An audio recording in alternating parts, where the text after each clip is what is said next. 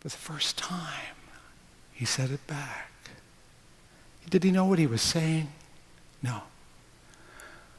But my heart fell apart. Both of ours. I had been giving love to my child for 3 years, gratefully, happily, merrily. It was one of the most blessed things I had going in my life. But I'd never received love back. And then suddenly he's giving love back to me, and I couldn't take it. That's what I mean. We give love all the time, but it's hard to take it. And we learn love by taking it first, and then we give it back. Like any child, you want to share your milk or your cereal or your toys. Children share love because they get it so often. And I want you to know that this is important, this transaction of giving and receiving of love. But now I want to talk about what it is this love is, which is not the heartbreaking part or the heart-longing part. It is something, frankly, much simpler than that and much harder. The great German philosopher Gottfried Leibniz said, "Wouldn't you know I'd get a German in here somehow? Something nice and intellectual. It's Fountain Street Church. Let's not get too sentimental after all." It was Leibniz who said, "To love is to take delight in the happiness of another, or to account someone else's happiness as one's own."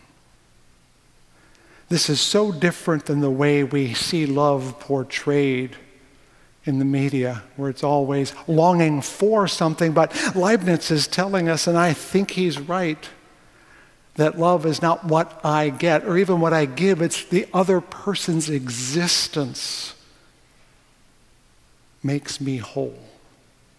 The other person's happiness gives me joy. Of course, the other part that Leibniz did not say is the other person's sorrow breaks my heart. And the other person's pain grieves me. To love, as Marjorie Allingham said, seldom means happiness.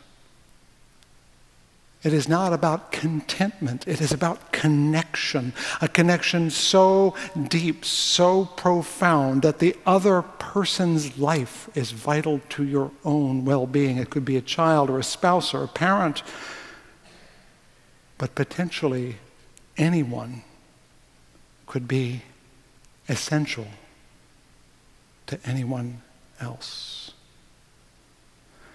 The pain part I need to lift up, because we overlook that at this happy time of the year. It was just at that same point in my life when I was the pastor of a small church in New England, and we moved from a smaller church to a slightly less small church, and I was unpacking my office from one place to another, and out of the boxes came the books and the papers, and a small piece of paper I had clipped from Parade magazine, you know, the one that comes with the Sunday newspaper. This one came from the Boston Globe, but it doesn't matter. It's the same from coast to coast. And I don't even remember the article anymore. It must have been in the summer, though, because it was a picture, just a picture of a child about the same age as my son, Aaron, who was at that point between 2 and 3, slightly, a kind of a toddler with an attitude. That's what 3 years are. But this picture, the picture I'm telling you about, was not of, well, it was a hard picture.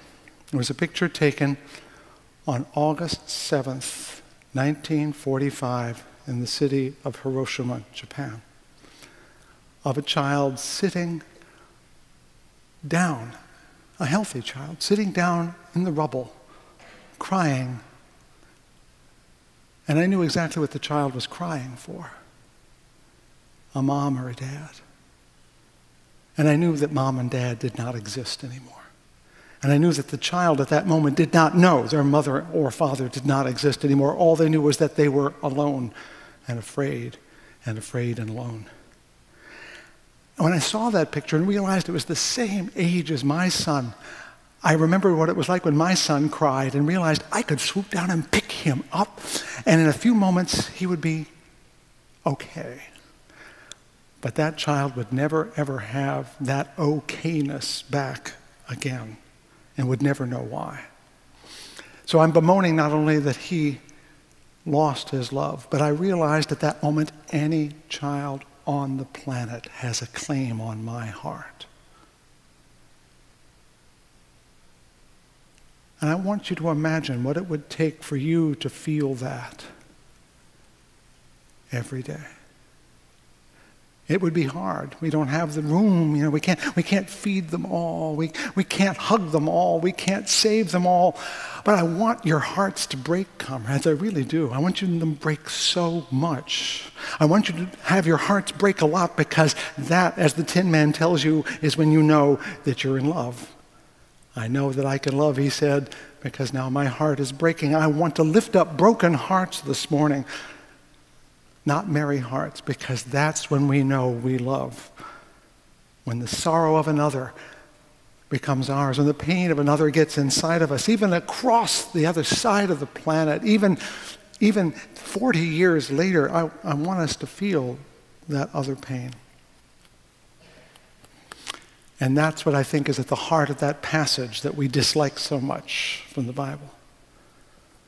For God so loved the world, was so pained, was so hurt, not by our bad behavior, but because we suffered. And I'm not speaking theologically here, I'm speaking symbolically. I hope you appreciate that. I don't know what kind of God is or does not exist. In fact, the question we should be asking sometimes is, can something so vast as the universe love us? It is impossible, isn't it, to imagine. For God so loved is a mighty, thunderous, incomprehensible, misunderstood idea. Yes, how can anything like as big as the universe love us? It's impossible. It really is.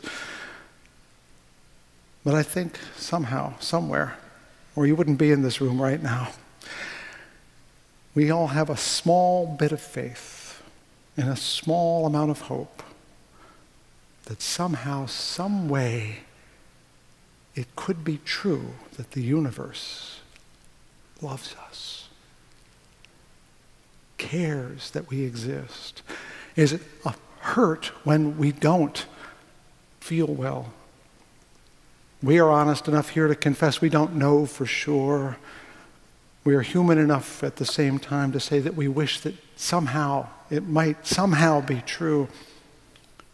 You see, comrades, we're all lying in our little cribs, hearing the universe say, I love you, I love you, I love you. And then eventually we speak it back, I love you too, universe. I love you too. We don't know what we're saying when we do it, but we know we're supposed to say it because the universe has been saying it to us night after night as we go to sleep. We don't know if anyone's listening. We don't know if it's true or not until way over there in another little crib, someone says, I love you too. Our longing for love makes us cry out for each other. Out of our heartbreak and our loneliness and our fear, we say, I love you too. And we don't know for sure whether anyone or anything is listening until that other babe in another crib, perhaps the one in our homes, who's there at 3 in the morning and wants us to comfort her, or the parent who's lying close to death, who holds our hand, or the neighbor who is lost and sick at heart and really, really needs that casserole. We don't know about love. We don't know it's there until they cry for it. And our hearts break. And then, in our brokenheartedness, only then do we really know love. And may it be.